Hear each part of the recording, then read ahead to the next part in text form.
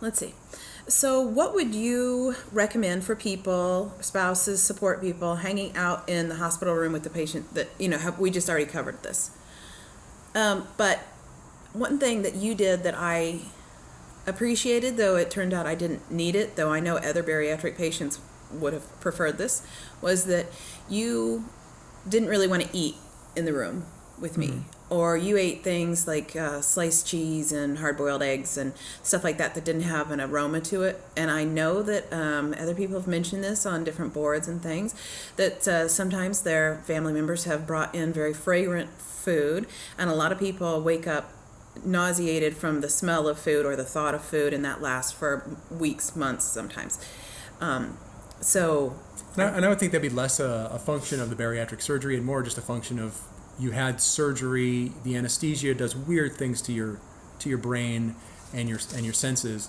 So just be thoughtful of the person having the surgery and realize that they're the patient. You can go downstairs to the cafeteria. You can go out someplace and get something to eat. Don't bring back a huge meal and sit there and watch TV like you're at home sitting on your couch.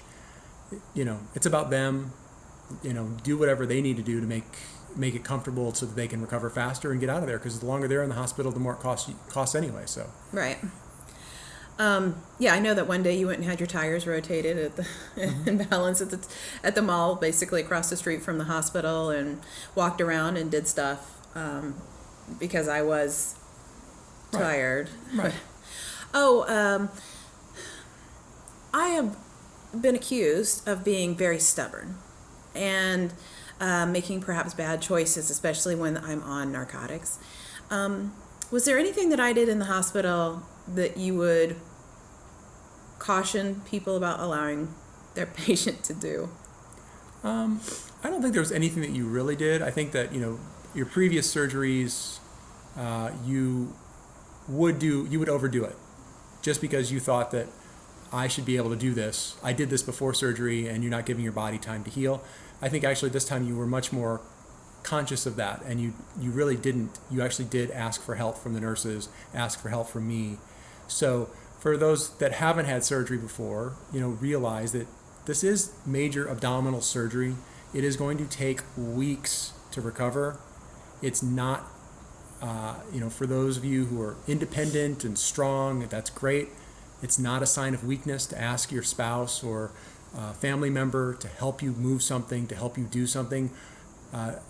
We talked about this a lot, because at the end of the day, if she did something and hurt herself to delay her recovery, she's actually making it worse for me, because she means that she can't do these things sooner than she could. She can't do the things around the house that would normally be her responsibility. I have to continue to do them longer because she was being stubborn. And in fact, instead of being stubborn is selfish on the part of the patient, because it makes it harder for the caregiver to help them recover.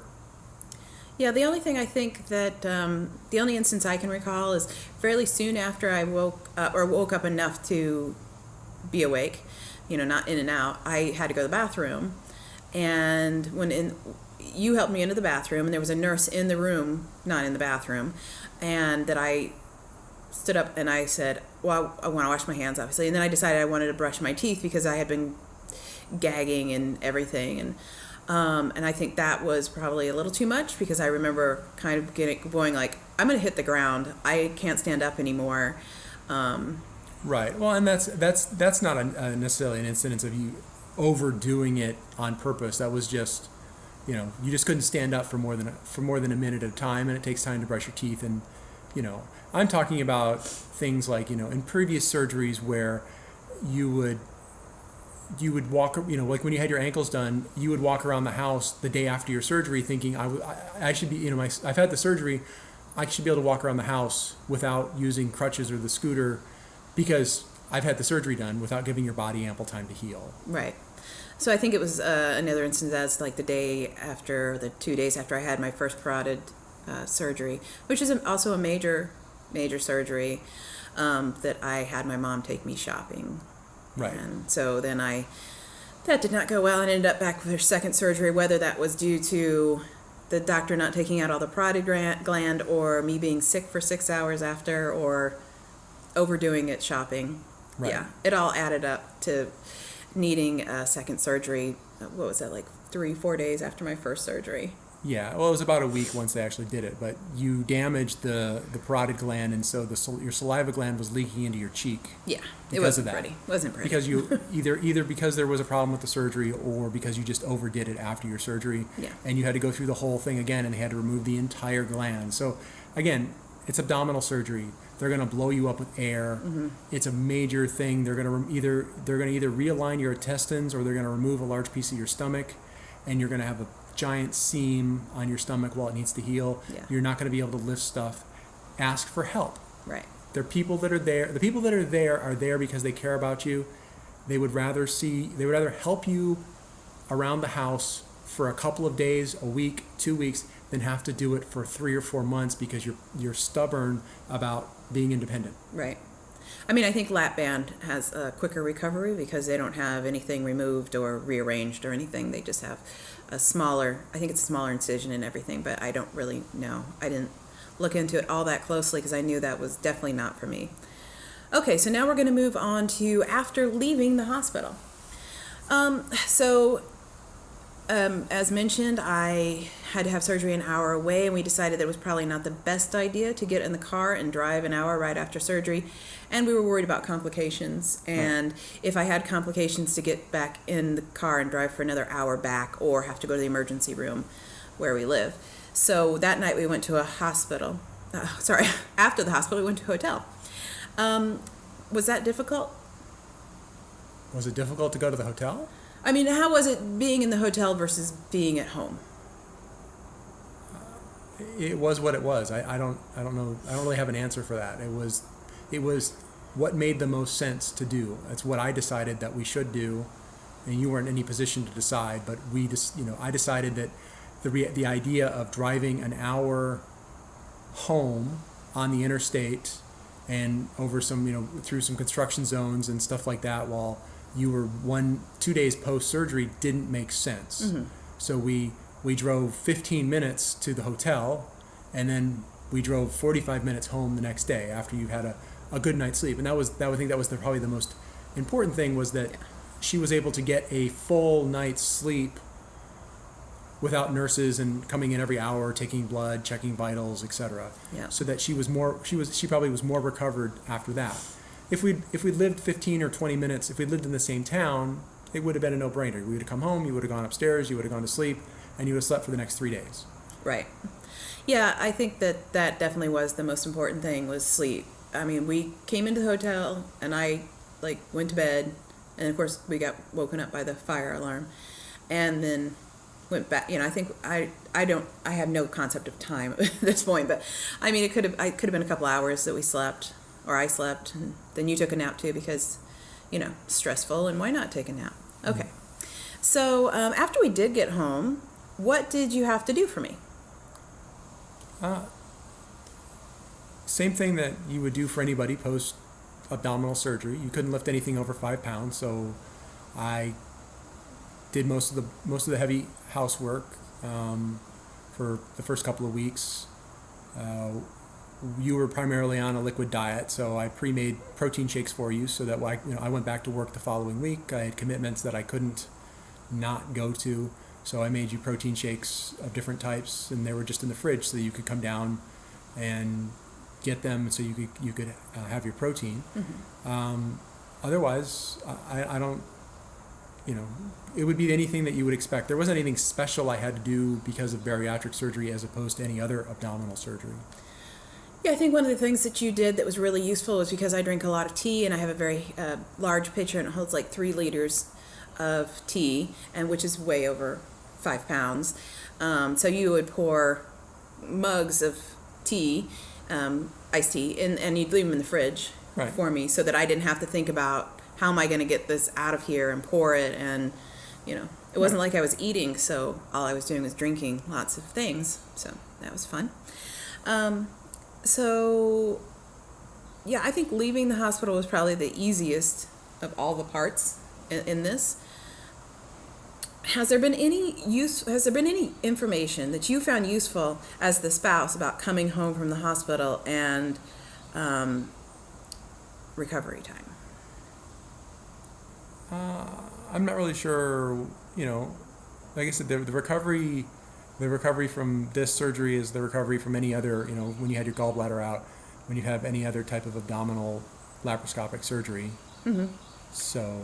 I mean, and you had read a lot about the surgery. You had read a lot about different aspects that might affect the recovery, I think. I had, but also, I lived through it with you recovering from your gallbladder being out 10 years ago or so. Yeah. So. Okay. What are some of the things that you had to take over while I recovered? I think you mentioned the housework, changing the cat litter. Yeah. That's a big one. Couldn't lift. Well, you couldn't lift and you couldn't bend over. Yeah. So anything that's involving lifting more than 5 pounds, anything that's involving bending over, like loading the dishwasher, unloading the dishwasher, each plate is not more than 5 pounds certainly, but if you can't bend over without potentially causing problems. Oh, and stretching. Stretching, yeah. So you can't reach up to put dishes away or get dishes down. Yeah. So if there's anything that your spouse or the patient wants or might need that's in a very high cabinet, just get that down and put it on a lower shelf or on the counter or something, because that's a very useful thing. You don't think about it. I mean, you know about the bending, you know about the lifting, but you don't think about the stretching. So we talked about our diet before surgery with the ketonic diet. So you've been doing most of the cooking and grilling for a few years. Has anything about that changed after surgery? Just the limitations of cooking for one person instead of two for a while, and your limitations of only being able to eat protein, so no vegetables. I've been eating a lot of salads and things like that are easy for me to make. And just this last week, we've been starting to do, stir fry and other veggies that we used to eat before, and now that you can eat them again. Mm-hmm. But and we're still limited by you're having problems with beef protein that's not ground. So we tried doing steak. And it was just too tough for you, so we went back to chicken and pressure cooker softness food. Mm-hmm. And the portion sizes have changed. They have, but we had been eating more of that style. That's again part of the ketonic diet of you eat a smaller amount of protein. It's not like a Atkins style where you get the bulk of your food. Your calories from protein, you get the bulk of it from fat. And so, we've both been eating a smaller amount of protein, and you're just eating protein and not a lot of fat, whereas I'm eating protein and fat. Right. So we had already started eating usually about 3 to 4 ounces at the most before surgery, and now after surgery, it's more like 2 to 3 maybe. Right. 7 weeks out, it's around there. I can eat more than I could when I first started back. So is there anything pre, post, or during surgery that you wanted to share that you haven't? I can't think of anything. Okay, just thought I'd do that. So now really, really future post-surgery, where do you see our lives post-surgery? Well, it comes down to the motivation. I lost weight about 15 or 16 years ago due to lymphoma. I lost the large chunk of it during chemotherapy, and then I lost the rest of it just to ensure that I would be healthy. And it was in some ways it was unfair of me to expect you to change your life because of my experience. But at the same time, it was a disappointment because I had more energy and I was in better shape and I wanted to go out and do things, and you couldn't do those things with me. Right. So I maintained that, and I did gain back some weight. I was up to about 350 pounds. Back in 2001, I was about 350 pounds. I got all the way down to 190 pounds, and over time, I gained back, and I got back up to about 250 pounds up till about 3 years ago, where I lost. I gave up sugar and said I don't want to get back to where I was, and I got back down to about 225 pounds, and I've been there since then. But since switching to the full ketonic diet, I've lost a lot more weight, and so I'm looking at it, that I want us to be able to go out and do things together, but not just doing things together, but being together. Because your reasons for getting this were primarily because of all your medical issues, your health issues, And so even if we don't go out and do things, we'll still have a longer life together because you won't be as sick as you had been. Yeah. So you might have just explained it, but was there anything? I had the question down. What do you hope that I/we will gain from this experience? I don't have any hopes that we're going to gain anything. Again, it's just more about quality of life. People who are not morbidly obese are healthier. I have nothing against anybody who's morbidly obese. I was morbidly obese. I'm 6 foot tall. I was over 300. I was 350 pounds, give or take. I was morbidly obese. I lost the weight. I did it, naturally, and I understand how hard that is, and I'm for the most part have maintained that weight. It's hard every day. It's a struggle every day. It's just the reality of somebody who was heavy and lost weight that a lot of people who were never heavy just don't understand. So I don't have dreams or plans or anything for our future about that. I just want us to be healthier so that we can enjoy our life, for the next 40 plus 50 whatever years that we have left. Okay. So has my personality changed after surgery?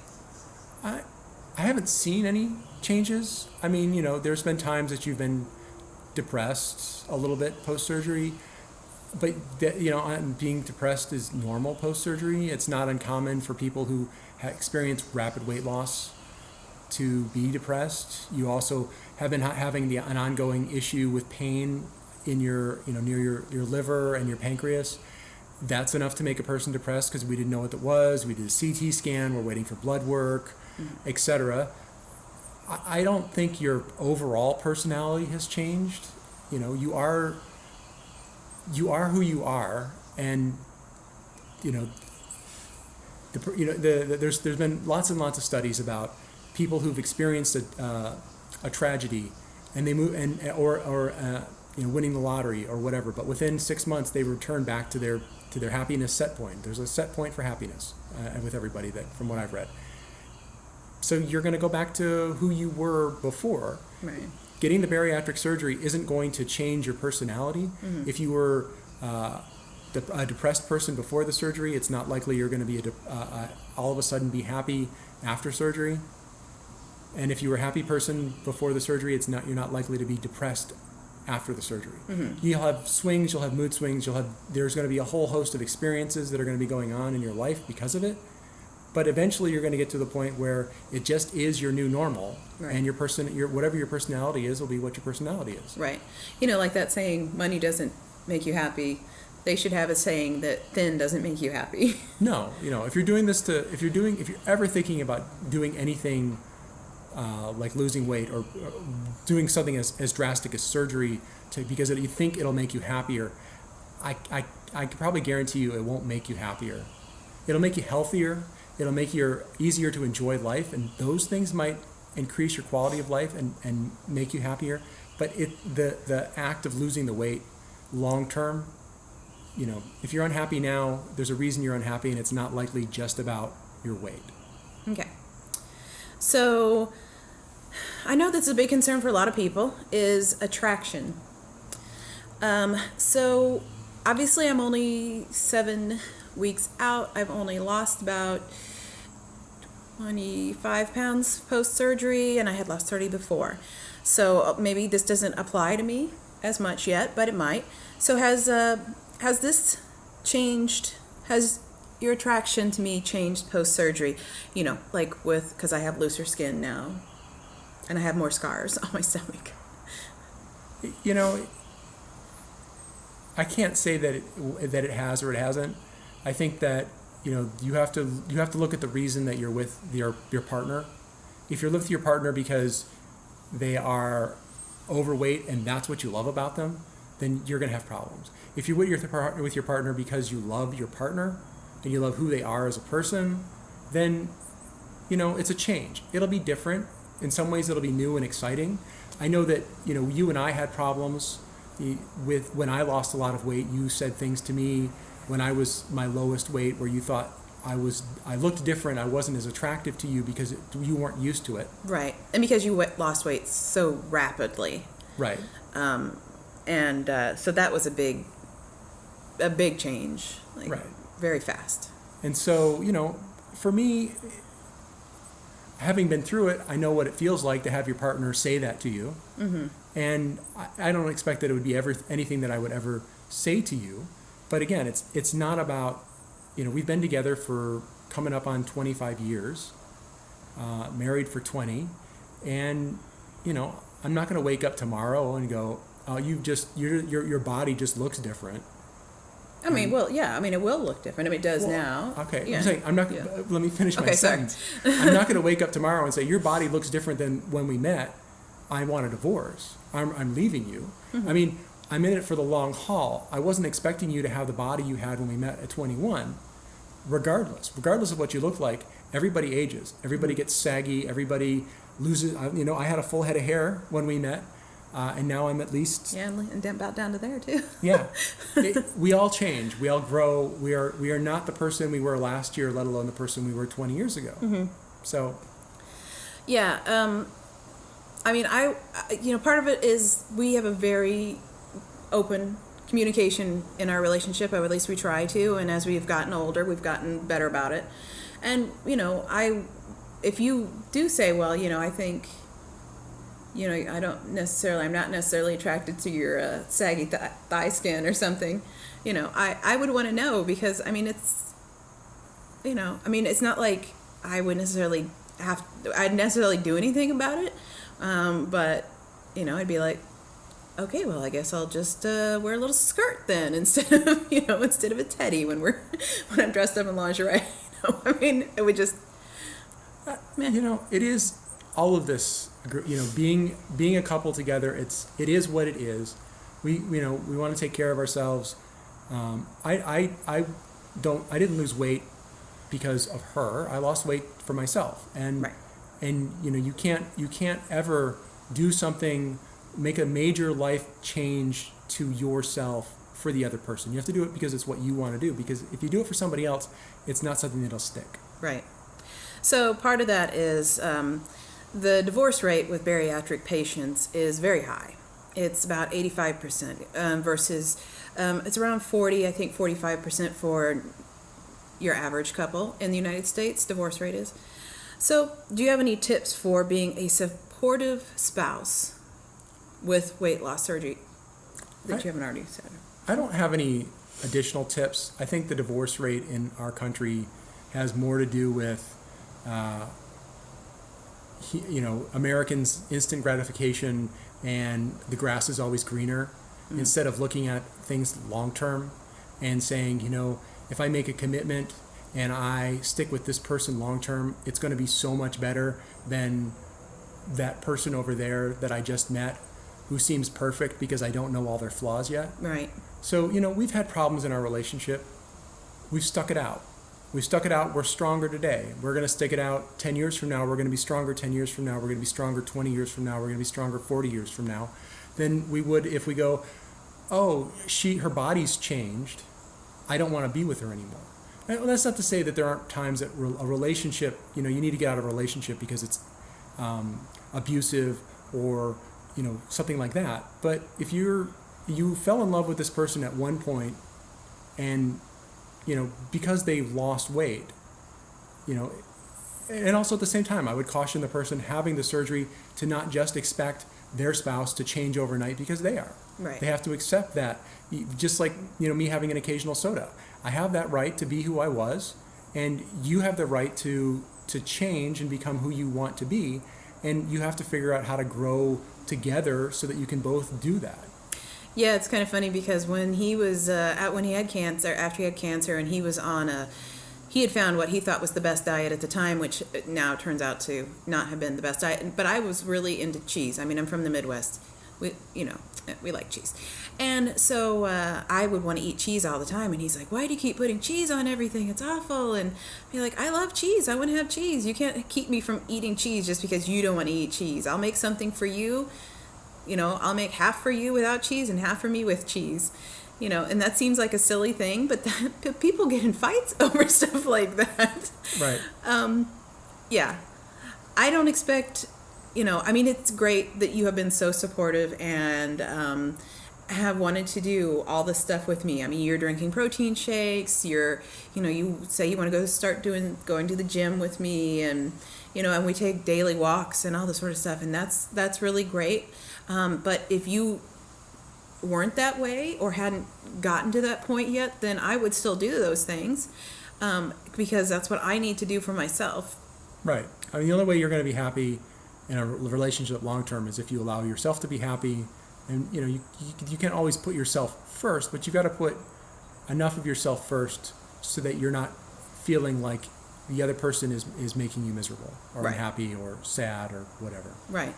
And they say, therapists and psychologists and stuff say that the key to a healthy and happy long-term marriage or relationship that lasts for a long time is to have support outside of your spouse.